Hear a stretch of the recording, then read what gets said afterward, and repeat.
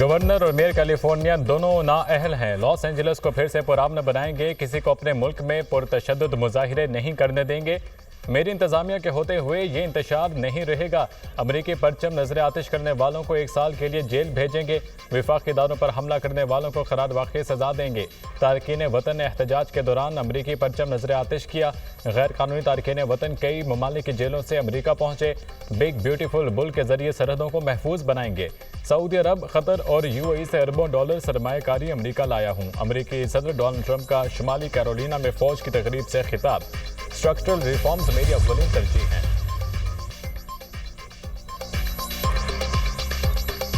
Structural reforms میری اولین ترجیح ہے۔ وفاقی وزیر خزانہ محمد اورنگزیب کا ایسا کہنا تھا۔ کسٹم ڈیوٹیز اور دیگر ٹیکسز 5 سال میں ختم کیے جائیں گے۔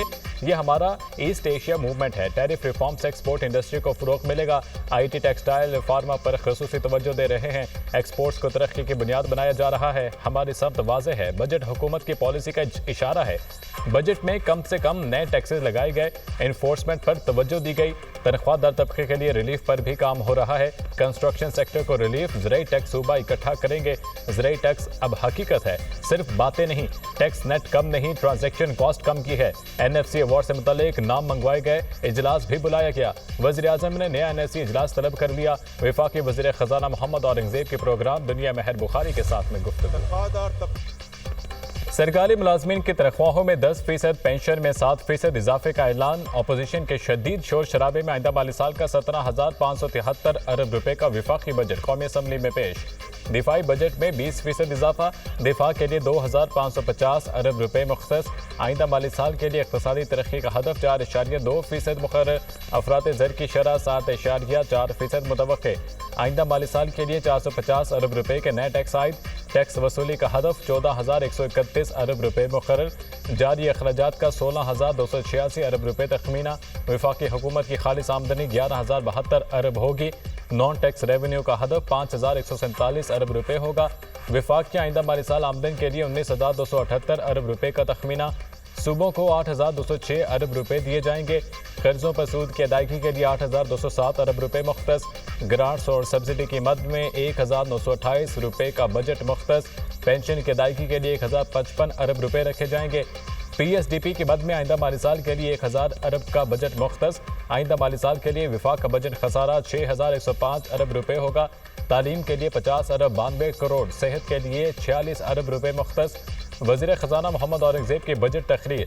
حکومت کا مسلح افواج کے افسران اور سولجرز کے لیے اسپیشل ریلیف الاؤنس دینے کا اعلان۔ شریک حیات کے انتقال کے بعد پینشن 10 سال تک محدود۔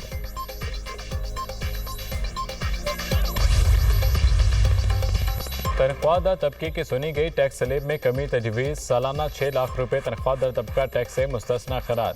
سالانہ 6 سے 12 لاکھ روپے تنخواہ والے افراد کے لیے ٹیکس کی شرح میں بڑی کمی۔ انکم ٹیکس کی شرح 5 سے کم کر کے 1% کرنے کی تجویز۔ 12 لاکھ آمدن پر ٹیکس کی رقم 30,000 سے کم کر کے 6,000 کی تجویز۔ 12 سے 22 لاکھ روپے تک سالانہ تنخواہ پر 6,000 فکس ٹیکس عائد۔ 11% ٹیکس الگ سے دینا ہوگا۔ 22 سے 32 لاکھ روپے تک سالانہ تنخواہ پر فکس ٹیکس 1,16,000 روپے عائد۔ 23% ٹیکس الگ سے ادا کرنا ہوگا۔ 32 سے 41 لاکھ روپے سالانہ تنخواہ پر 3,46,000 فکس ٹیکس مقرر۔ 30% انکم ٹیکس بھی ادا کرنا پڑے گا۔ 41 لاکھ سے اوپر سالانہ تنخواہ پر 6,16,000 فکس ٹیکس عائد۔ 35% ٹیکس الگ سے ادا کرنا ہوگا۔ گاڑی خریدنے کے خواہشمند افراد کے لیے بری خبر، بجٹ میں 850 cc تک کی چھوٹی گاڑیوں پر بھی 18% سیلز ٹیکس عائد۔ 18% ٹیکس سے کم شرح والی گاڑیوں پر 18% سیلز ٹیکس لگایا گیا۔ زراعت کے شعبے کو استحکام اور فروغ دینے کی عملی کوشش۔ کھاد اور زرعی ادویات پر کوئی نیا ٹیکس نہیں لگایا گیا۔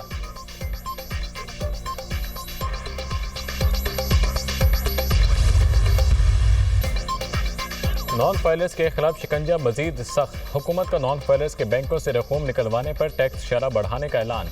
نقد رقم نکلوانے پر ایڈوانس ٹیکس کی شرح 0.6% سے بڑھا کر 1% کرنے کی تجویز۔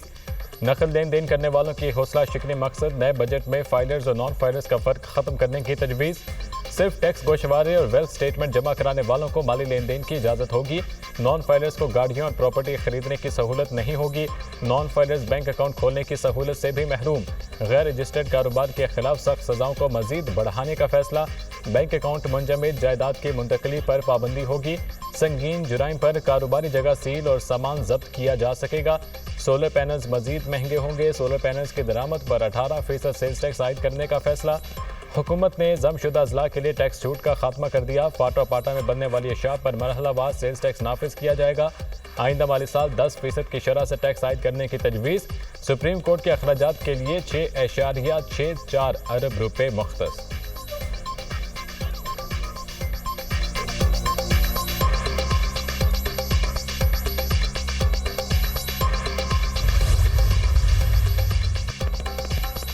حکومت کا ٹیکسٹائل خام مال پر ڈیوٹی صفر کرنے کا اعلان سٹیل کے خام مال پر ڈیوٹی 15 سے کم کر 10% مقرر انڈسٹریل سلائی مشین پر ڈیوٹی صفر کر دی گئی مقامی گاڑیوں کی انجن کی امپورٹ پر ڈیوٹی میں 5% کمی مقامی گاڑیوں کے خام مال CKD پر ڈیوٹی 20 کے بجائے 15% عائد LED بلب کے خام مال کی امپورٹ پر ڈیوٹی ختم اسمگلنگ کی روک تھام کے لیے کارگو ٹریکنگ سسٹم عائد بے نظیر انکم سپورٹ پروگرام کے لیے 716 ارب روپے مختص گلگت بلتستان کے لیے 80 ارب جموں کشمیر کے لیے 140 ارب روپے مختص حکومت کی ICT ایکسپورٹ کو 25 ارب ڈالر تک بڑھانے کی پلاننگ حکومت نے 9000 میگا واٹ بجلی کے مہنگے ترین پروجیکٹ ختم کر دیے انرجی سیکٹر کے 47 اسکیموں کے لیے 90.2 ارب مختص پاور سیکٹر کے لیے 1036 ارب کی سبسڈی کی تجویز وابڈا پن بجلی کے پیداواری منصوبوں کے لیے 67.2 ارب روپے مختص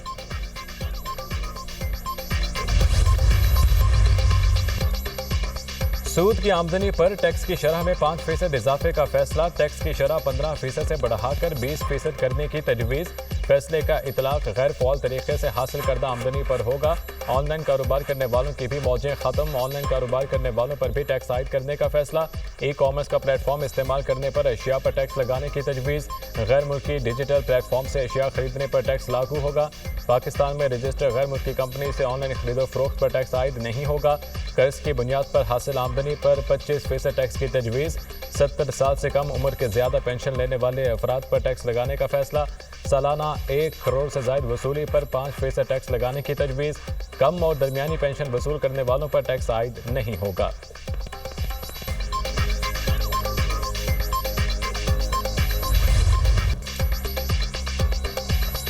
قوم کی محنت سے ملک ٹیک آف کی پوزیشن میں آ گیا ملک کی معیشت بہتر ہو رہی ہے تمام اشاریے مستحکم ہیں گزشتہ سوا سال کئی چیلنجز کا سامنا رہا عام آدمی اور تنخواہ دار طبقے نے بڑی قربانیاں دیں دستیاب وسائل میں بہترین بجٹ پیش کیا موجودہ بجٹ میں معاشی ترقی پر خصوصی توجہ مرکوز کی سب کو مل کر شبانہ روز محنت سے آگے بڑھنا ہوگا وزیر اعظم کا وفاقی کابینہ کے اجلاس سے خطاب کہتے ہیں حالیہ جنگ میں معاشی طور پر مضبوط ملک کو شکست فاش دی معاشی میدان میں بھی مخالفین کو شکست دے کر ملک کے مستقبل تابناک بنانے کے لیے پرعزم ہیں کابینہ میں بھارت کی جانب سے سنتاس معاہدے کی یک طرفہ معطلی پر شدید برہمی کا اظہار بھارت کو پانی کو بطور ہتھیار استعمال نہیں کرنے دیں گے ملک کی سلامتی و دفاع کے لیے ہمہ وقت تیار ہیں وزیر اعظم کی فلسطین میں جاری اسرائیلی بربریت کی شدید مذمت کابینہ اجلاس میں مارکے حق اور بنیان مرصوص کا بھی تذکرہ دفاع وطن کے لیے جانیں نچھاور کرنے والے شہداء کو خراج تحسین